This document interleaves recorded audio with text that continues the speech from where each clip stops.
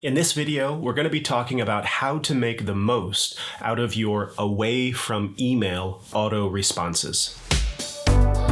Hi, I'm Tom Mullaney, and this is First Gen Professor, where we discuss how academia really works. In this episode, we're going to be discussing one of the most common features of our lives, that is email and the away from email auto response. Most people don't make the most effective use out of this very powerful tool. So here are 5 tips on how you can make the most out of an away from email auto response. Number 1, how to deal with requests for letters of recommendation. Everybody in academia knows that as your career proceeds, and I'm talking all the way from grad school to emeritus professor, the number of requests for letters of recommendations grows at a geometric rate. People in the past who have asked you for letters and you've agreed will continue to ask you for letters, and they should. I still get asked for letters from people that I have interacted with 20 years ago, and I still ask for letters of recommendation from people that I asked 20 years ago. Now here is the trick. In your auto response, make sure to include a short paragraph that is addressed directly to people requesting letters of recommendation. Now this is your decision, but in my case, what I like to do is as follows. For anyone who has in the past asked me for a letter of recommendation and I've agreed, I'm in a commitment with this student, with this colleague, and I owe them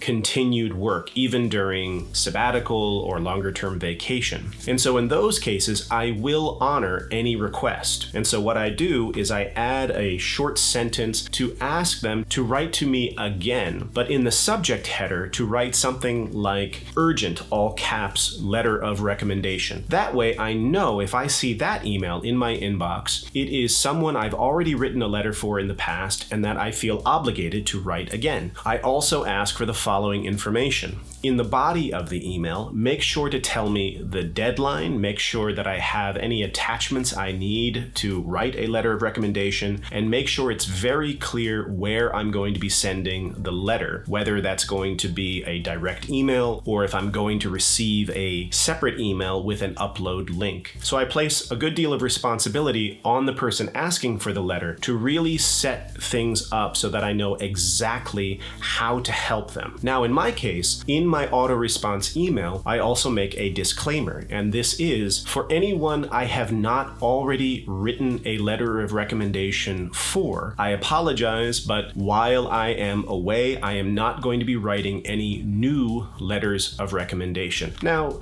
you can make a different decision. You can just have a blanket green light towards requests, but in my case, I have found that it is simply too difficult to juggle the backlog of letters and totally new ones during a long-term leave or sabbatical or something of that nature. Now, there could be exceptions to this. It could be that if you have, say, a new advisee who's just early in the program, they haven't had a chance to ask you for a letter, but you are their primary advisor. Well, in that case, obviously you want to make exceptions. But the key here is that you need to make a decision that are you going to write letters for anyone who's taken a class with you, etc., etc. And if you're going to, then again, make sure to include a short instruction inside the auto response email so that that person knows exactly what to do as the next step. This way you avoid that time sink of back and forth and back and forth and back and forth with a student, a colleague, to get information that you should be able to get easily. Number 2, we also know that in this profession,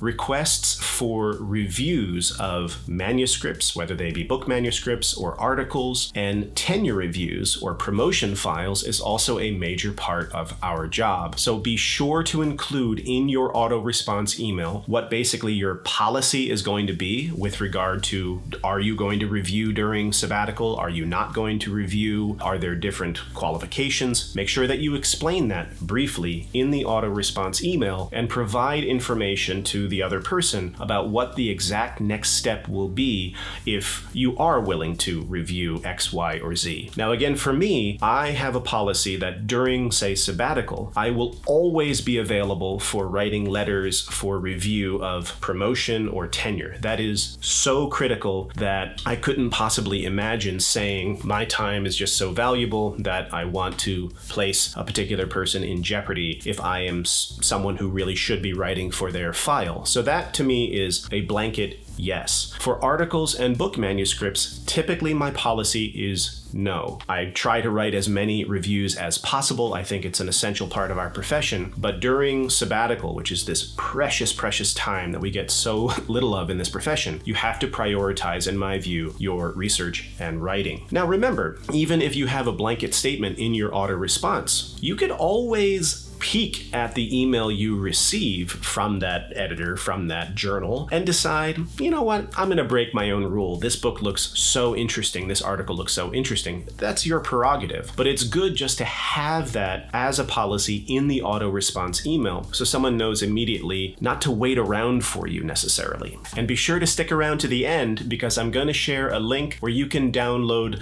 my auto-response, the one that I use whenever I am at conferences and, more importantly, when I am on a longer-term research sabbatical. Third, super basic, this is one that most people know. In your auto-response, you want to make sure that you include at least one contact for a colleague or a department on campus where someone can turn if they have a pressing emergency issue that normally you would be the one to deal with. This is going to save you a lot of headache in the long run, as well as those people who are trying to reach you, because they can see in the auto-response where they need to go to get a question on some urgent matter, and you don't need to respond with that information. So think ahead. What are you responsible for? What are the things that someone might have a pressing, time-sensitive question about?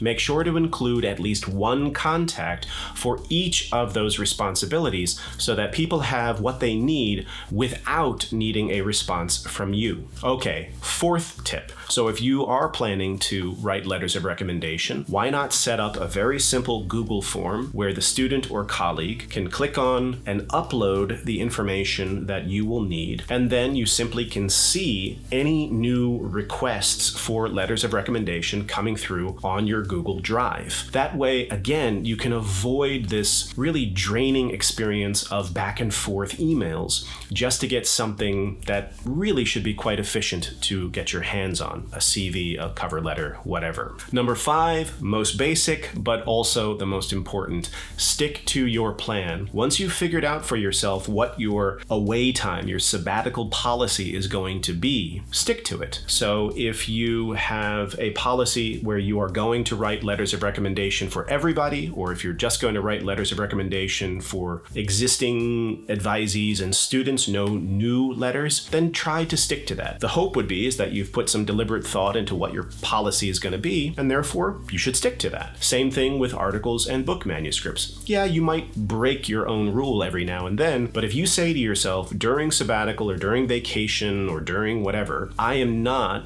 going to take part in book reviews or in manuscript reviews or in journal article reviews, then stick to that policy. It's your time, it's your sabbatical, it's your vacation. It's up to you to decide what's right for you. But when you do that, make sure that you actually reap the benefits of having this kind of detailed auto-response email. If you're still spending tons of time fielding emails and responding to people, then you're not actually using the system I'm describing to its fullest extent. For those of you who have stuck around, you will see a link at the bottom of the screen where you can download the auto-response email that I have used during one of my sabbaticals and which I found to be very effective. Now again, you need to pick and choose and figure out what your policy is going to be, but this is just an example of how you can use auto-response to do more than simply say, I'm away and I will be slow in responding, or I'm away and I hope to get back to you after I return to the office on XYZ date. This is where you can actually save yourself time so that you can focus on whatever it is that you want to focus on, be it research and writing or sitting at the beach. If you found this video helpful, please consider giving it a like and please consider subscribing. It would mean a lot to me. We have lots of videos here on how to navigate academic politics, on research and writing and teaching, and